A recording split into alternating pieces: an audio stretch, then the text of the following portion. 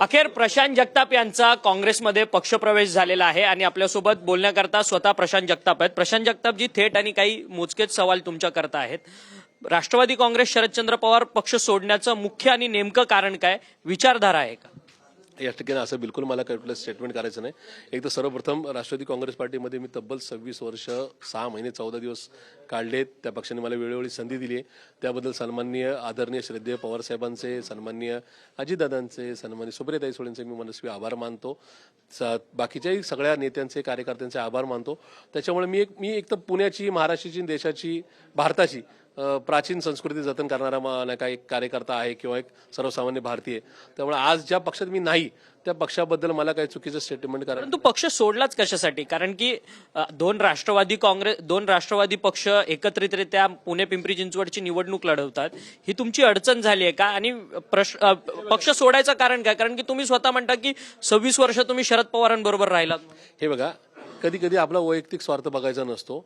ज्यांच्यामुळं हा आपला प्रवास झाला, जसं मी सांगितलं की मान्य पवार साहेबांनी, मान्य दादांनी, मान्य सुप्रियाताईंनी मला वेळोवेळी संधी दिली, तसंच माझ्या भागातल्या नागरिकांनी मला मतदान केलंय.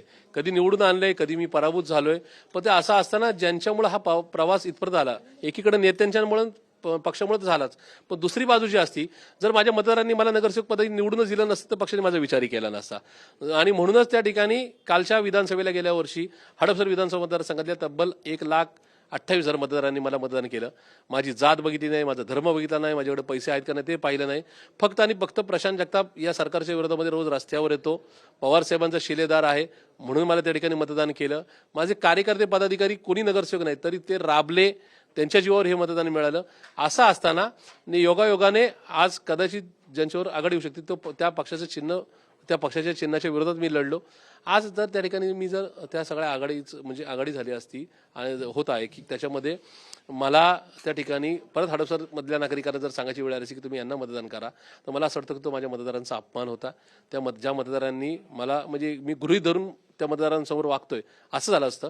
आणि म्हणून हडपसर मतदारसंघातल्या मला ज्यांनी मतदान केलंय त्या नागरिकांचा विश्वास तुटू नये, ज्या सहकार्याने माझ्यासाठी प्रचंड अहोरात्र कष्ट केलेत त्यांच्या नजरेत पडू नये म्हणून घेतलेला हा निर्णय. परंतु ज्या पद्धतीने तुम्ही आता पक्षप्रवेश करताना सुद्धा बोला की शिवशाहू फुले आंबेडकरांचा विचार घेऊन मी संपूर्ण पायीक आहे आणि चाललोय आणि काँग्रेसमध्ये पक्षप्रवेश होतोय.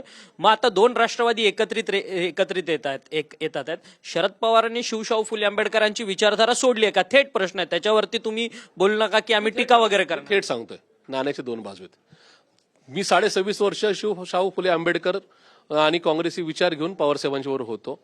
मग आज या ठिकाणी माझ्या मतदारसंघातल्या ज्या तांत्रिक अडचणी येतात, जिथं मला उद्या, आज वय 47 आहे, मला पुन्हा एकदा अजून 4 वर्षांनी निवडणुकीला सामोरं जायचं विधानसभेला. मला खात्री की पुढच्या वेळेस माझा हडपसर मतदारसंघातला नागरिक, माझा वानवडी प्रभागातला नागरिक मला आमदार करेलच. पण हे होत असताना मग त्या ठिकाणी जी अडचण होती टेक्निकली, ज्याच्यामुळं माझा मतदार मला उद्या दरवाज्यात पण उभा करणार नाही, अशी परिस्थिती उद्भवण्यापेक्षा हाच विचार ज्या पक्षाचा ओरिजिनल DNA आहे त्या पक्षात जावं ही भूमिका माझ्या मनात होती. त्याच्यामुळे आज राज्यामध्ये हा विचार किंवा देशामध्ये मग काँग्रेसकडे आहे म्हणून काँग्रेसमध्ये शरद पवारांनी ही विचारधारा सोडली आहे का? मग आता अजित पवारांबरोबर सांगतो, तुम्ही ट्विस्ट करायचा प्रयत्न करताय. सन्मान्य पवार साहेबांच्या पक्षाची ती भूमिका किंवा ती विचारधारा होती, आहे, उद्या सुद्धा राहील. पण मग त्या ठिकाणी परंतु याच शरद पवारांनी ज्यावेळेस दोन राष्ट्रवादी वेगळे झाले, तुमच्या नेत्या सुप्रियाताईंनी सुद्धा टीका केलेली होती की भाजपबरोबर जाणारा जातीयवादी पक्ष म्हणून अशा पद्धतीने टीका उघड वारंवार तुम्ही केलेल्या होत्या. आणि आता मात्र तुम्ही म्हणतात की शरद पवारांनी विचारधारा सोडली नाही. ही ट्विस्टेड तुम्ही भूमिका मांडताय. बघा, मी एकत्र कुटुंब पद्धतीचा पुरस्कार आहे. माझ्या घरी आज आई वडील, मी, माझी मिसेस, दोन्ही मुलं, माझा धाकटा भाऊ, त्याची मिसेस आणि त्याच्या दोन्ही मुली राहतात. त्याच्यामुळे कुटुंब म्हणून विचार करत असताना आपण भारतीय संस्कृतीचा एक अविभाज्य भाग आहोत. मी राष्ट्रवादी परिवार म्हणून 26.5 वर्ष ते राहिले आणि आमचे कुटुंब प्रमुख आदरणीय पवारसाहेब होते, आहेत आणि त्या पक्षाचे आजही ते कुटुंब प्रमुख राहतील. मान्य सुप्रियाताई सुळे ह्या माझ्या नेत्या आणि माझ्या मोठ्या बहीण म्हणून त्यांनी मला कायम पाठराखण केलेली.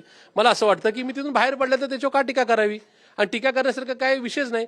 शेवटी त्यांनी सुद्धा माझी भूमिका जाणून घेतली असेल. आज ते माझे तुमचं लाईव्ह बघत असताना ते म्हणत असेल की प्रशांतनी त्याच्या मतदारांबरोबर नाही का त्या ठिकाणी कुठंही नाही का विश्वासघात केलेला नाही, किंवा उद्याच्या काळामध्ये त्या मतदारांची भूमिका समजूनच प्रशांत जगतापनी घेतलेला हा निर्णय या भूमिकेतून सुद्धा पाहिलं पाहिजे ना. नाहीतर मग त्यांनी विचारधारा सोडली म्हणून मी गेलो, अशा प्रकारचा ट्विस्ट करून पवार कुटुंबियाविरुद्ध प्रशांत जगताप अशा प्रकारचा कुठेतरी संघर्ष उभा करण्याचा निर्माण प्रयत्न करू नये. माझी तशी पात्रता पण नाहीये.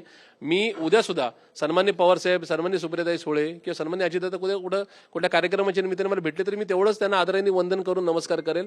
त्यामुळं त्यांच्या संदर्भातला कुठल्या प्रकारचा आक्षेप माझा नव्हता, नाही आणि उद्या सुद्धा नसेल. परंतु तुम्ही सातत्यानं वारंवार तेच म्हणतात की आपण एकत्रित कुटुंबाच्या तुम्ही म्हणतायत कुटुंब म्हणून पवार कुटुंब एकत्रितच होतं, परंतु त्यांनी घेतलेली विचारधारा याच्यावरतून खरं तर हा थेट संघर्ष महाराष्ट्रात उभा झालेला होता. आता मात्र जातीयवादी पक्षांबरोबर शरद पवार जात आहेत का, असाच हा प्रश्नचिन्ह आहे ना. कारण की वारंवार अनेक सभांमधनं लोकसभेचा प्रचार असेल, विधानसभेचा प्रचार असेल, त्याच्यामध्ये अजित पवारांचा विरोध या दोन्ही सुप्रिया सुळे आणि शरद पवारांनी केलेला होता. ज्या पक्षात मी आज नाही त्या पक्षाबद्दल मला प्रश्न विचारू नका. माझी लढाई मनुवाद्यांच्या विरोधात आहे, भाजपच्या विरोधात आहे. त्यामुळे शरद पवार मनुवाद्यांच्या सोबत गेलेत का, हा थेट प्रश्न आहे. पुन्हा एकदा तुम्ही ट्विस्ट करायचा प्रयत्न करताय. मी पुन्हा एकदा सांगतो की मी ज्या उमेदवाराच्या विरोधात लढलो होतो मागच्या 13 महिन्यापूर्वी, त्यावेळेस ते उमेदवार भाजपचे आघाडीचे युतीचे उमेदवार होते. त्याच्यामुळे माझी लढाई भाजपच्या विरोधात झाली. त्याच्यामुळे भाजपच्या विरोधातल्या मतदारांनी मला मतदान केलं. उद्याच्या काळामध्ये मे बी ते उमेदवार परत भाजपचे युतीचे उमेदवार होऊ शकतात, असू शकतात. त्याच्यामुळे उद्याचा मतदार मला दरवाज्यातून उभं करणार नाही. ह्याचा सगळा साकल्याने विचार करून मी बाहेर पडलोय. त्यामुळे आता जो पक्ष सोडून आलोय तो पक्ष कुठल्या विचारधारेवर जातो हा माझा एकूणच त्या ठिकाणी प्रश्न असूच शकत नाही. मी कुठल्या पक्षाबरोबर आहे, तो पक्ष कुठल्या विचारधारेवर जाऊ शकतो, एवढाच माझा विषय राहील. परंतु आता मात्र तुम्हाला सगळ्या पक्षांकडनं ऑफर होती. उद्धव ठाकरेंनी सुद्धा तुमच्या बरोबर चर्चा केली, इतर लोकांनी पण केली. खरं तर आता तुम्ही दोन्ही राष्ट्रवादी एकत्रित आलात म्हणून तुम्ही बाहेर पडलात. परंतु उद्धव बाळासाहेब ठाकरे पक्षाचे नेते संजय राऊत ते म्हणतात की जर भाजपला हरवण्याकरता दोन्ही राष्ट्रवादी एकत्रित येत असतील तर त्यांचं स्वागत आहे, म्हणून भाजपला हरवणं हा प्रामुख्याने कारण आहे म्हणून ते स्वतः बोलतात. असं आहे की सन्मान्य संजयजी राऊत साहेब हे ज्येष्ठ नेते आहेत. त्यांनी काय स्टेटमेंट द्यावं हा त्यांचा विषय. मी आज काँग्रेसमध्ये विनाअट आल्यानंतर काँग्रेसने उद्या कुठल्या पक्षावर आघाडीचा निर्णय घ्यावा हे आता मी पहिल्याच दिवशी त्यांना सल्ला सांगणारा कोणी मोठा नेता नाही. आज उद्या कधी काँग्रेसनी जी काही आघाडीची भूमिका घोषित करतील त्याला माझा पाठिंबा राहील किंवा ते नेतृत्वाचा तो निर्णय मी मान्य करेन. शेवटचाच प्रश्न, आतापासून काँग्रेसच शेवटपर्यंत की त्याच्यानंतर सुद्धा काही ट्विस्ट होणार आहे? 26 वर्ष 6 महिने 14 दिवस एकच पक्ष, एकच नेता, एकच विचार मी जपला. माझ्या खूप साऱ्या नगरसेवकांचे, कार्यकर्त्यांच्या ऑफिसवर स्वतःच्या नावाचं जगताप संपर्क कार्यालय असं असतं. 26.5 वर्ष राष्ट्रवादी काँग्रेस पार्टी कार्यालय म्हणूनच माझ्या कार्यालयाचं नाव होतं, स्वतःच्या वैयक्तिक कार्यालयाचं. माझ्या मेल आयडी सुद्धा प्रशांत जगताप PuneNCB@gmail.com होता. त्याच्यातच माझे वैयक्तिक व्यवहार, कौटुंबिक, व्यावसायिक व्यवहार, सामाजिक राजकीय मेल्स येणं होतं. त्याच्यामुळे इतका एकरूप झालो होतो. तसंच इथून पुढं आज वयाच्या 47व्या वर्षी निर्णय काँग्रेसमध्ये आलोय तर आयुष्याच्या शेवटच्या क्षणापर्यंत काँग्रेसमध्ये राहायचं. धन्यवाद, तुम्ही आमच्याशी बातचीत केली. खरं तर प्रशांत जगताप होते. शेवटपर्यंत काँग्रेसचा ध्यास मी घेऊन जाणार असं त्यांचं म्हणणं आहे. व्हिडिओ जर्नलिस्ट हरीश नेगीसह अक्षय मंकणे, TV9 मराठी, मुंबई.